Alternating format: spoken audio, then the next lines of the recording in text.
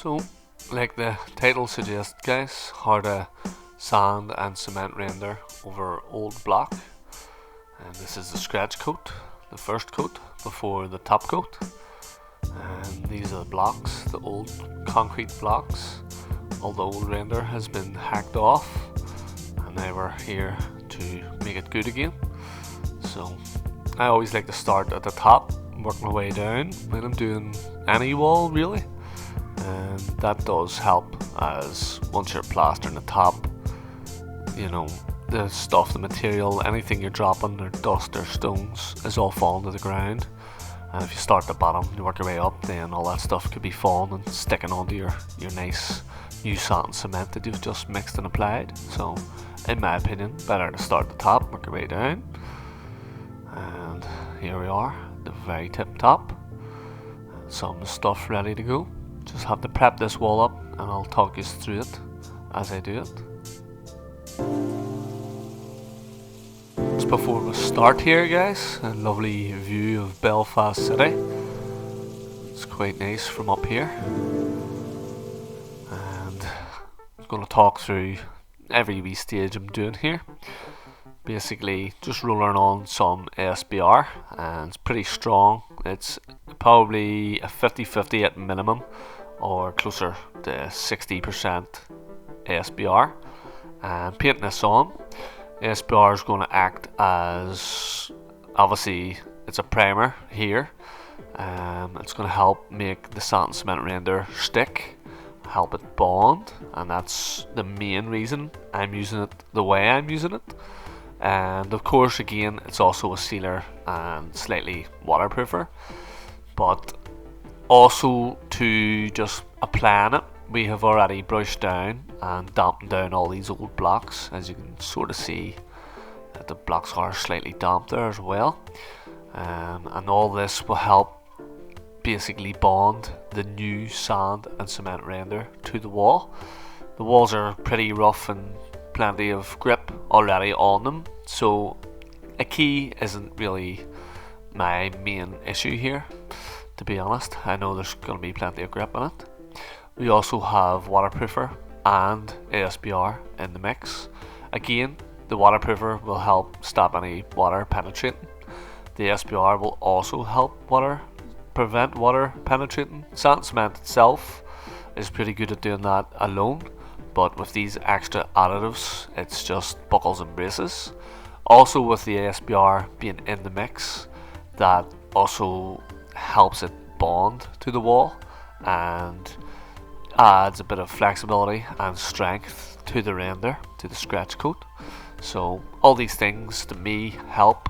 I'm using a 3:1 ratio sand cement. I know a lot of people think it's too strong, but again, it possibly depends what area you're from, what way you do your mixes, what you've learned, what you've tried yourself. Again, I've been doing rendering for quite a long time. 3:1 with 4:1 top coat has always worked very well for myself, so I'm not going to change things now at this stage. It's always worked. I'm going to continue keeping it that way. But yeah, so starting at the top, and you'll see that I'm doing plenty of action with the trowel, and the reason for that is the blocks aren't greatly even because they have been chipped and stuff. I don't think they were particularly even, probably from the first guys rendering. They did put quite a lot of gear on, or actually enough to probably render twice, but enough of that. We're going to coat it from the top down, and the way I was saying there is I'm really trying to work it into any wee voids, any wee gaps. I don't want any air behind this, so it does look like I'm really working the gear in, and that's because I'm making sure there's no voids and really putting pressure on behind this trowel. Might not look like it, but my arm feels it, and when I got to the bottom of this day, my arm knew that I put plenty of pressure on this wall. So that would be my tips, guys. Find the mix that works for yourselves. This has worked for me time and time again, so I'm going to keep on going with it. And again, working from the top down, getting lots of pressure behind the trowel. Doesn't matter if you start at the left side or the right side. As long as you're really closing the gear in, you're not trapping any air, and you're getting it well pressed in, it will bond well that way, and you'll know you've done everything you can. So that's the main things. And again, don't always straighten my scratch coat. Most times the blocks aren't that bad. You know, if you have been, you know, obviously some people are probably DIYers and new to the trade, so potentially straightening your scratch coat will actually help you. But for me, most times block's not too bad, and sort of using sand and cement render that long that it's okay to just coat it on nice and neat and even. You can almost feel dips in the walls and stuff when you're doing it that long, so you know, straightening it doesn't always be a big thing. But like I said, I'm going to actually straighten this one because the walls are a wee bit in and out, so I want to just make sure that I get them as easy as possible now. The flatter they are now, the easier it's just going to be for rendering up and the float coat, the top coat.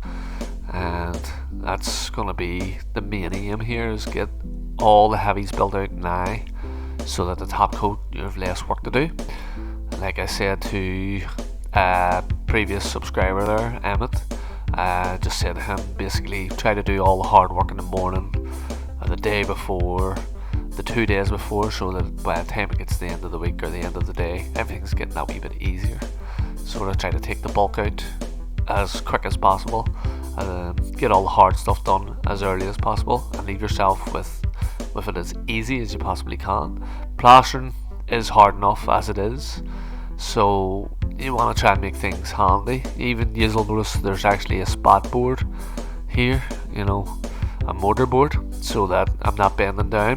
When I was younger, I would have just poured the stuff on the ground on a board and bent down and got it, but I'm a bit older now, a bit wiser. Try and keep it up high for myself, and you know, saves bending the back too much.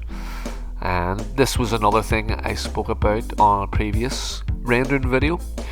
Basically, if you find this stuff dries, we are in drier weather now. It's not roasting, but it's a lot drier.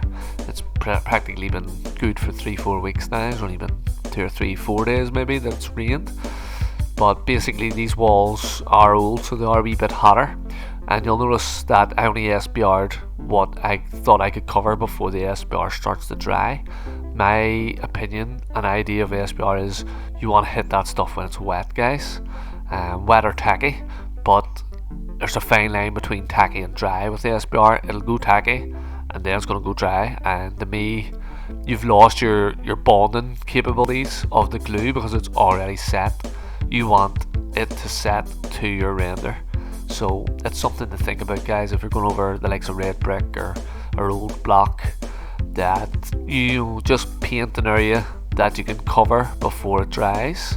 Otherwise you're just wasting product. Like SBR, that bucket there is probably about, it could be at least £30 worth of SBR in that bucket alone, and we're going to need to mix another one for the bottom half of this wall, so there's going to be £60 worth of SBR painted on to this wall alone.